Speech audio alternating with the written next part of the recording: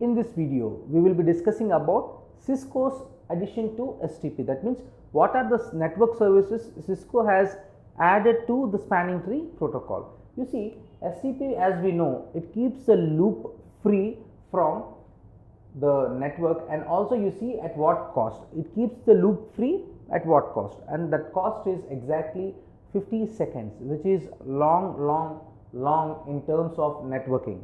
So for almost a minute the data cannot flow across the network. That means for almost a minute, the 50 seconds, the data cannot transfer or traffic cannot pass through the network. In most cases it is a very critical issue, and especially for important network services. And what are the network services here? You see port fast, BPDU guard, BPDU filter, uplink fast, backbone fast, and port fast.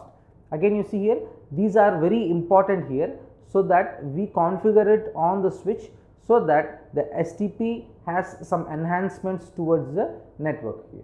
You see clearly that for the port fast, if you have a laptop or a server connected to a switch port, then we know that it will not need to listen to BPDUs because it is not a layer 2 device. That means you see clearly, no need to listen to BPDUs because layer 2 device is a switch.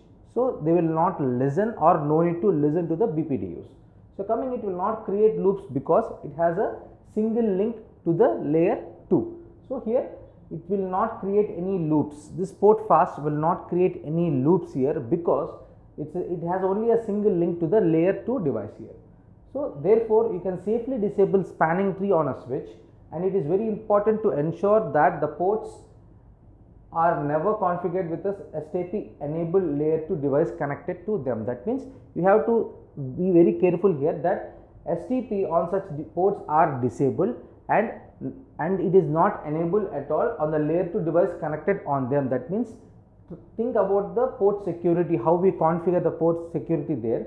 So it should not be enabled, and also the loop or a breakdown of the network is also performed automatically, because you see here it is a quite possibility of having a loop or a network can be possibility. And also if you give a warning message, in certain switches it will give a warning message that the spanning tree is enabled, so that this port fast is not been able to configure. So we will see about the syntax, how we can configure the port fast here. If you see on switch A in the configuration terminal mode, when you enter int fast ethernet 0/44, it will enter into the interface mode and spanning tree port fast. When you give this command, then warning, port fast should only be enabled on ports connected to a single host. So it will give a warning message to us.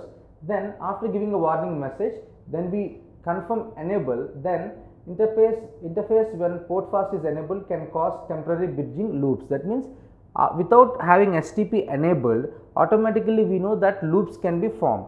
So when you enable port fast, you should be confident that this STP is disabled.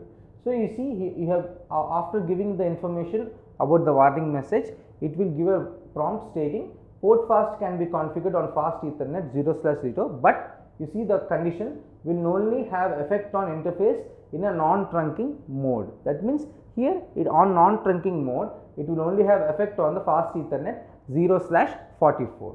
And you also learn you see clearly here the port fast disables STP on the switch port, but on important fact is port fast switch port will keep listening for the BDPUs.